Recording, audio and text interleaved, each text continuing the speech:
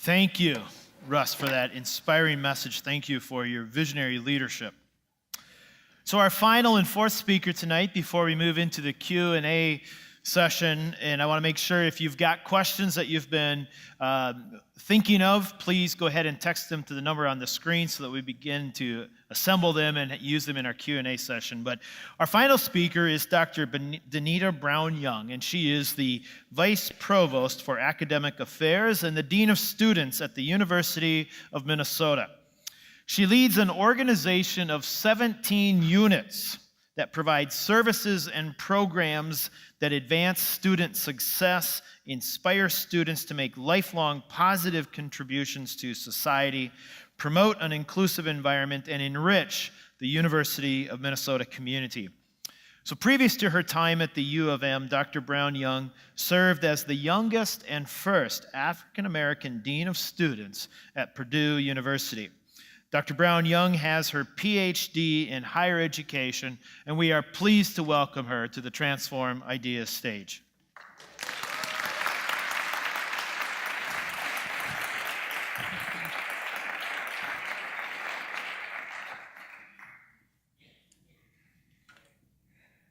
Educating to empower, educating to change. I want to focus my comments on those two aspects of empower and change. It is critical at how we respond to the timeless call for racial harmony, day in and day out, of the work that we do, particularly in higher education. So let me begin with empower. Simply put, much of the work that we do in the Office for Student Affairs is really focused on this simple goal. We educate to empower. We empower those who suffer injustices. We empower those who have been born into generational poverty. We empower those who are without a voice, those who have been silenced day after day and year after year. But what does empower mean? The Oxford English Dictionary tells us that the word dates back to, believe it or not, 1600s, and it provides the following definition.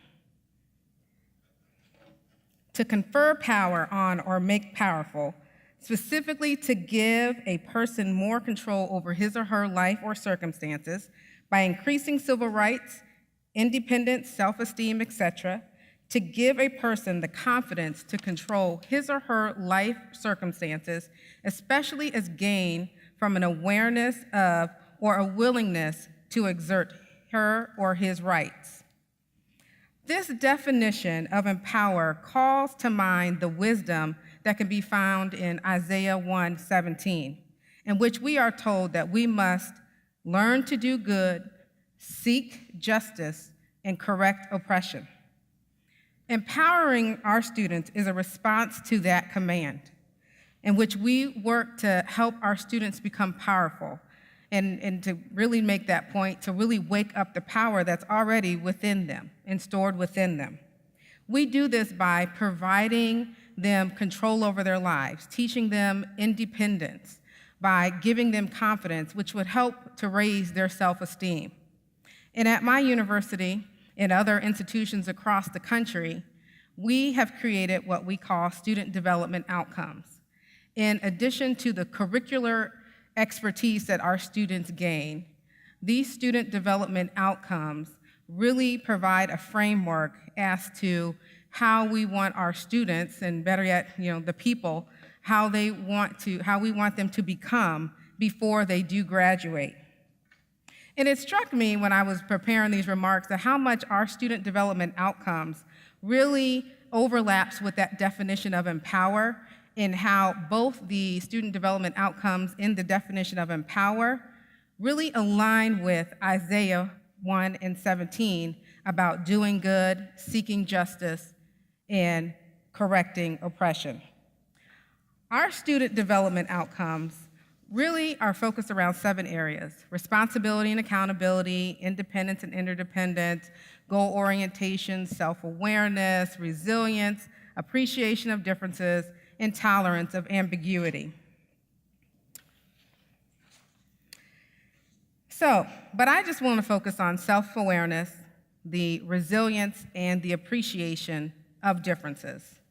Self-awareness, we've already kind of encountered in that definition of empower.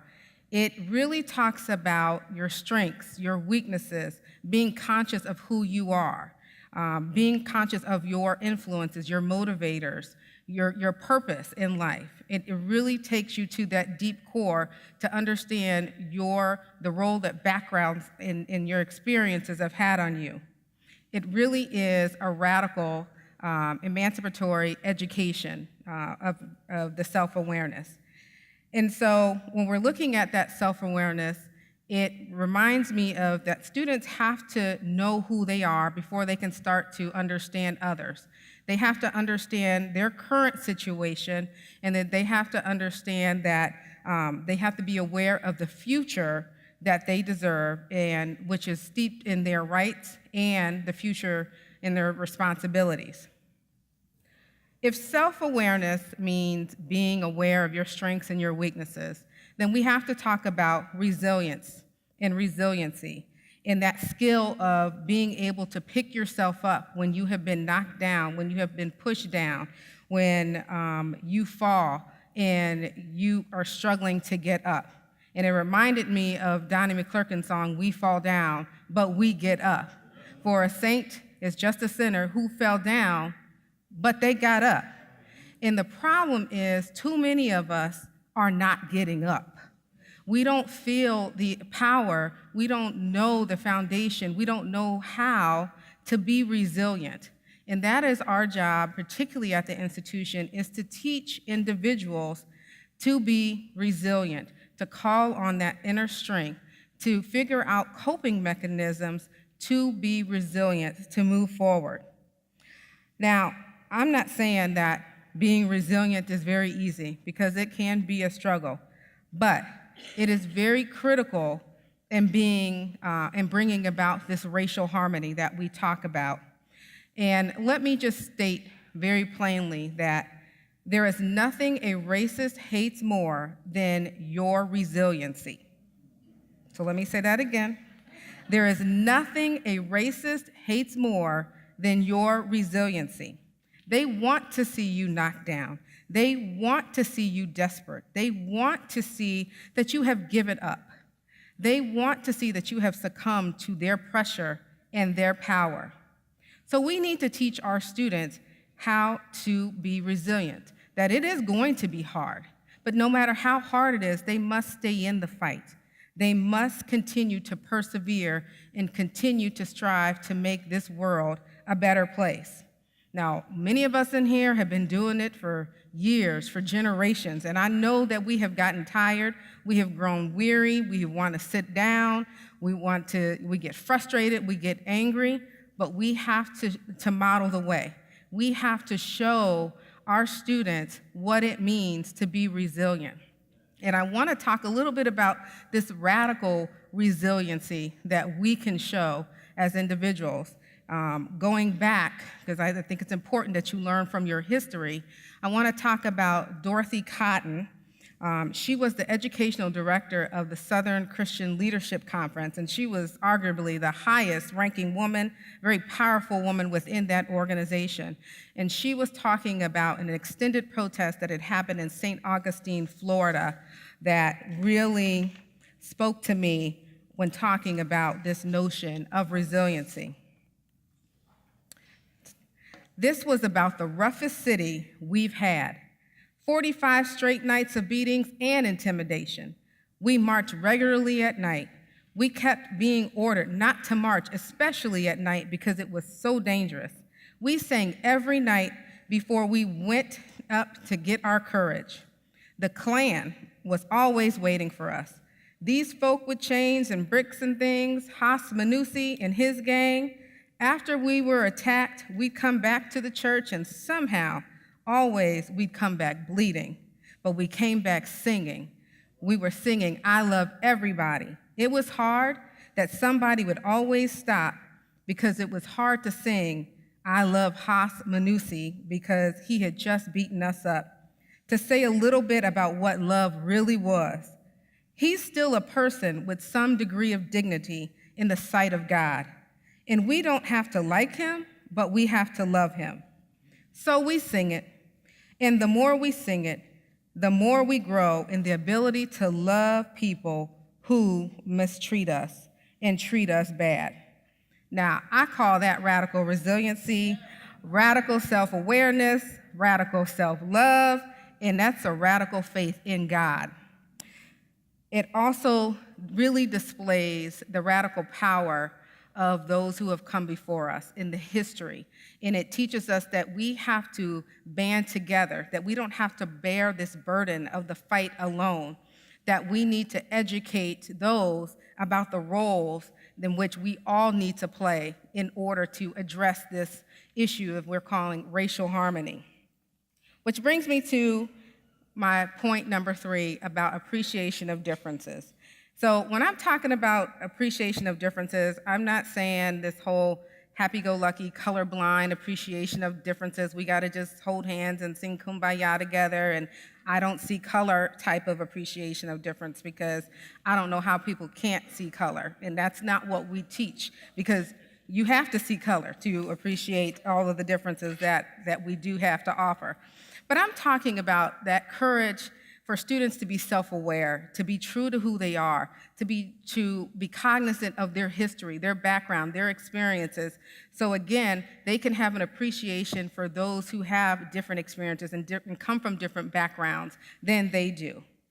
Because the world, believe it or not, people, it's not getting any whiter anytime soon. And our country is not going to look like it did 50 years ago, 30 years ago, 10 years ago, and not even 5 years ago.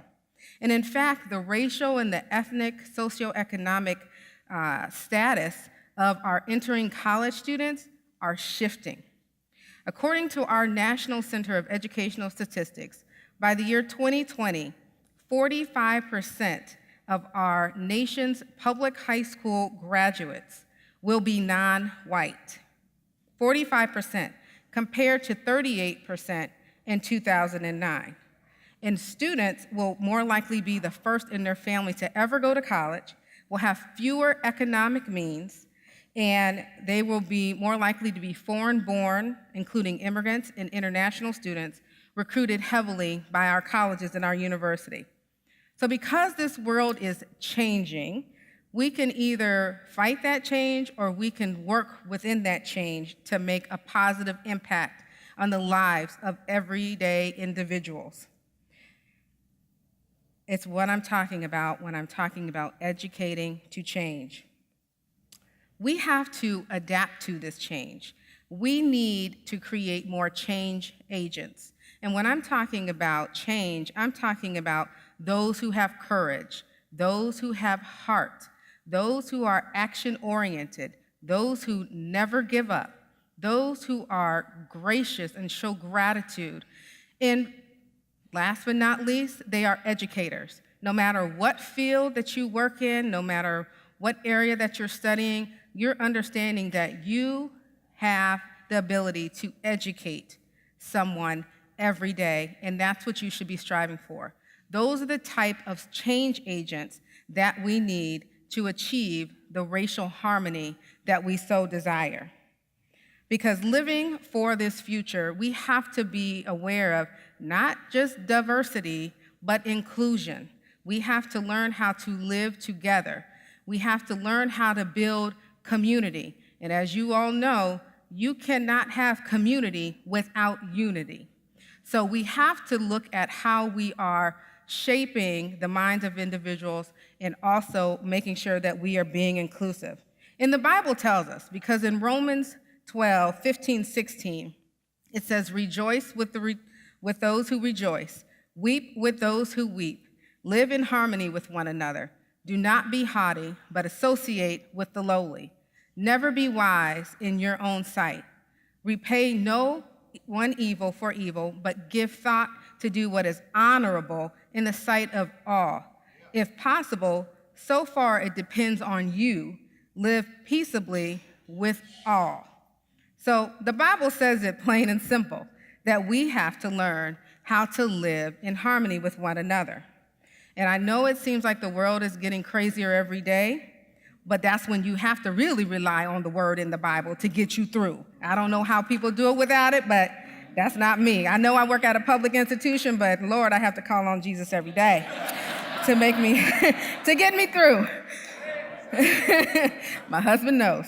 But as educators, and that's everybody in here, we have to teach our students how to navigate this difference, how to thrive and not just survive. We have to change this world for the better. We have to be able to change people's thoughts and their beliefs, and so that they can be productive members of this new and this different world. So we know that when we're talking about educating, to empower, and education to change, we know that the struggle is very real. We all have to band together, we have to roll up our sleeves, and we have to dig deep to really fulfill this obligation of being change agents. And I know that I don't walk this walk alone. I know that many of you walk the same walk, even though our paths and our pathways to this justice and truth and freedom, it's not a straight path. It is going to be crooked. It's not straightforward. There's going to be some hills to climb. There's going to be some pitfalls, but we have to stay focused on that path. We have to be banding together if we are really going to move the needle and make that change. And I know that that struggle is real, but I am encouraged on a daily basis when I look and learn from the past lessons, when I look at radical resiliency and radical love like the ones that Dorothy Cotton had displayed, the powerful scriptures that are in the Bible, learning from those who came before us, and of course, the promise of a better tomorrow. I'm also strengthened by the legacy that I want to live and to leave, and it's summarized by Dorothy Height, who was one of our phenomenal leaders of her time, and still to this day, even years after she has passed. But the following quote that I want to leave you with is, I want to be remembered as someone who used herself and everything that she touched to work for justice and freedom. I want to be remembered as someone who tried. Thank you.